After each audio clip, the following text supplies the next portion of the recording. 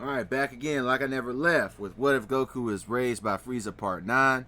Y'all see the title of this episode, Trunks lands in a timeline where Goku took over the Earth. Right? And also I just want to say y'all been killing it with the views, so keep liking the videos and commenting and subscribe. I really appreciate that. Now let's get into a story recap and then we'll get into the actual story. By the way, y'all got the 4.6K and 1.5K in my last two videos. I appreciate that. So let's do a recap. So after sealing away King Piccolo, Kakarot learns about Earth's guardian Kami and learns that Bulma is a mechanical genius that can help him repair his damaged ship. He flies Bulma to his ship to get to work, and while she's putting in work, Kakarot is approached by Dr. Gero and his son, Cyborg 16, who question his motives. But before a confrontation can occur, crowds of Earthlings cheer for Kakarot because they saw him defeat King Piccolo and save Bulma on live video. Kakarot vows to be a better emperor than Frieza was in every way. 1 year later, Goku got the Namekians to help repair and improve the Dragon Balls. So now you can get 2 wishes instead of 1, right? Because he went, I think he went and got Dende. Yeah, I went and got Dende. And the 2 wishes that he wished for was all the people that King Piccolo and his army destroyed were brought back to life, and the second wish was he wished that the dragon would revive everyone he eliminated under Frieza's orders. Right? Those were his 2 wishes. Yamcha was revived and rejected by Bulma. Yamcha blamed the rejection on Kakarot, who is actually oblivious to their conversation, but believes that Bulma doesn't want to be with him anymore because of Kakarot's arrival. Also, Trunks arrives in this weird timeline, and King Code has his eyes set on overthrowing Kakarot on Earth and avenging Frieza. And also in the 1 year time skip, Kakarot learned Super Saiyan 1 Grade 2, which was like equivalent to Super Vegeta, because Bulma made an even more advanced gravity room because of Frieza technology. So, with that being said, let's get into it, right? Trunks lands in a timeline where Goku took over the Earth. Right? So let's get back to it. So, upon exiting his time machine, Trunks is approached by an alien like soldier wanting to know where he was and where his ship is from, or where he's from and where his ship is from. Trunks simply looks annoyed and confused, wondering where he is and who could these people possibly be. One of the aliens loses patience, so he fires a blast at the time traveler's direction, but the attack is quickly deflected, surprising the group. The rest of the squad prepare energy blasts, and Trunks simply smiles, rating himself for a challenge. Meanwhile, somewhere else,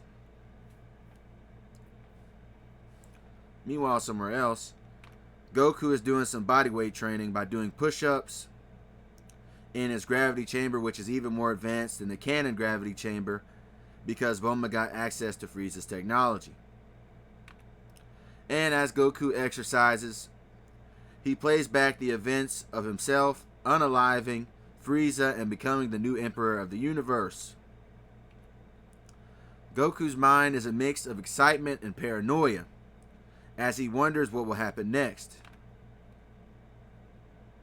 He knew Frieza had a father named King Cold, and he wondered if he would come to the Earth to get some get back for his son. Or maybe Vegeta and Raditz will try to challenge him for the throne since he spared them back in the day. Then Goku thinks to himself, can he really trust his own army, or will they betray him down the line? And then there was the Dr. Gero. There was the Dr. Gero guy who has disappeared and disapproved of his empire. Kakarot figured it would only be a matter of time before he made a move against him. Then a realization came to his mind. Maybe Gero is already making a move against him by using Bulma as a spy of sorts. After all, the both of them were working together to take down Piccolo. So who's to say they aren't working together to take him down now as well? Meanwhile, Bulma arrives back to Kakarot's ship with supplies for her next project. She wanted to be able to turn Kakarot's ship into a deployable capsule for easy storage in certain environments. As she was landing her plane, she wondered what Kakarot was up to today. The ship doors open. Bulma walks in and practically drops her equipment at the sight of the shirtless back of the Saiyan Emperor comes into view. But her blush is quickly replaced with a look of concern as she sees all the scars and war wounds on the back of Kakarot. She never noticed how battle damaged he truly was until now. But she was the only one. She was the only one to notice, because Kakarot turned to glare at her at his single audience, which embarrassed the blue net as she got caught in 4K staring at the Saiyan who just finished his workout. Bulma's eyes hit the floor from embarrassment, expecting Kakarot to confront her for watching him. But to her surprise, he simply walks past her without even saying a word. Later on, Goku sits on the throne, seemingly lost in deep thought. Bulma watches the contemplating ruler with concern. She doesn't think Kakarot really has any friends now that she really thinks about it. He has soldiers and allies and even fans. But in the year she's known him, he's remained a mystery. And she thinks to herself, maybe he needs someone to talk to, and that in that way she can learn more about the Saiyan through conversation. She makes the bold decision and approaches the brooding Kakarot, who looks at her skeptical at her entrance. While in the meantime, Dodoria arrives to assist the soldiers on taking down Trunks and is proven to be stronger than the other fodder. But ultimately, Trunks utilizes his solar flare technique to blind the pink brute, which allows the team from the future to land a devastating boot to his jaw, leaving him unconscious and out of the fight. And at the same time, Bulma is taking initiative by starting a conversation, telling Kakarot that she wants to know about who he was before he defeated Piccolo and even the Frieza guy she heard about. Considering the fact that he knows about Kami and his past, and over this year, she's told him about herself and the Briefs family, so it's only fair if he shares a little of his own backstory. Maybe over a drink or something. Kakarot looks at the blue net cautiously and confused as someone wanting to know about his old life. His attention, however, then points to the direction of a foreign key signature in flight after sensing Dodoria's power depleting. Bulma feels the shift in demeanor as Goku flares his aura and prepares to pinpoint the foreign attacker's location before using instant transmission. Bulma looks down disappointed at the conversation's interruption, believing it was going somewhere. She then looks outside, wondering what and who Kakarot teleported towards, and she wonders how dangerous could he really be. She then decides to go back to working on her capsule invention until Kakarot gets back. Trunks halts his flight to see the Capsule Corporation building in ruins, wondering what happened and what type of timeline has he traveled to. Trunks then looks up to see the appearance of a new figure, which turns out to be Kakarot, appearing by using his instant transmission. Trunks hovers up to converse with the new warrior, assuming that he's the Goku his mother told him about. Deciding to jump right into his mission, Trunks begins to tell Goku about the fact that he's from the future and that eventually a heart virus will take Goku out and Dr. Gero's androids will appear and terrorize the Earth. Kakarot interrupts the time traveler, Trunks, by telling him that he isn't Goku and that he doesn't even believe his time traveler story, and that he's Kakarot and that Frieza's doctors neutralized his virus years ago because his doctors are more advanced than Earth's doctors, so they picked up on the virus a long time ago.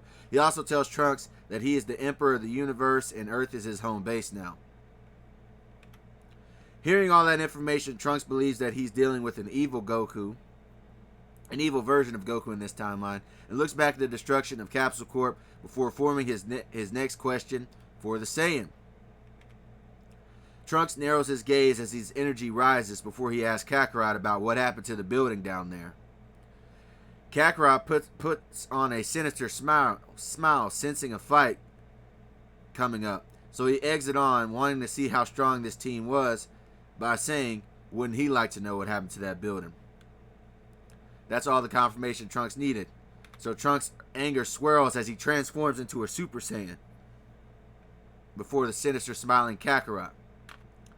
The action takes Kakarot completely off guard, not expecting this kid to be a Saiyan, much less a Super Saiyan. Trunks balls up his fist before landing a devastating blow to the cheek of the unexpected Kakarot, sending him flying backwards. The teen advances after his opponent quickly, while Kakarot tastes blood in his mouth, surprised by what's actually happening. Kakarot breaks his tumble and flares his aura rapidly, transforming himself into his Super Saiyan state, evaporating the clouds in his vicinity. Trunks' next punch is caught by Kakarot, and his grip begins to hurt the teen's hand, who is surprised by the strength of his opponent. Kakarot follows up his catch with a knee to the Time Traveler's gut, which knocks the wind out of Trunks before he is kicked away. Trunks then brings a blade to a fist fight by drawing his sword and slashing away at his opponent, but Kakarot simply puts ki into his hands to deflect all the slices before blasting Trunks away with a ki airwave. Kakarot follows up his air push with a death beam, but Trunks cuts through the attack while continuing to advance forward back on the offensive. He kicks Goku to the ground before sending a burning attack towards his direction. Goku blocks the attack with his arms, causing smoke to envelop the area, and Trunks flies into the smoke with his sword in hand, expecting to get the drop on his opponent. Trunks lifts his sword overhead, preparing an overhead swing,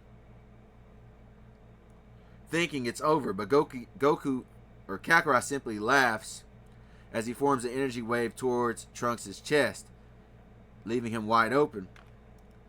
Before Trunks could swing, Kakarot blasts him across the street into the old Capsule Corp building, knocking down the team. Kakarot points a finger in his direction, preparing to finish the fight, as energy envelops his finger at the down Super Saiyan before something catches his eye and attention. Kakarot notices the Capsule Corp logo on Trunks' jacket, which takes him aback. He remembers that Bulma also rocks the Capsule Corp merch, which links these two together in some sort of way. Kakarot notices his soldiers spectating the skirmish and snaps back into attention by ordering them to carry this boy back to the ship for interrogation. Bulma begins to run tests on her tech until she sees the shadow of a man above her in the clouds. And she looks up to see the scowl of Kakarot hovering over her, and she wonders why the sudden mood change. His worsening mood change at that. His soldiers drop the unconscious boy beside Bulma, which causes her to look down at the battered team with slight sympathy before seeing his jacket logo on his arm. "You were right, Bulma. We do need to talk. Now explain yourself." Bulma looks on confused at the hostile tone of Kakarot, and Kakarot thinks to himself that he was right and that Bulma must be a spy, and that's where we're gonna leave it, right? So like, comment, and subscribe. I'm gonna get out of here. Peace. Let me know what you guys think in the comments. I'm gone. Peace.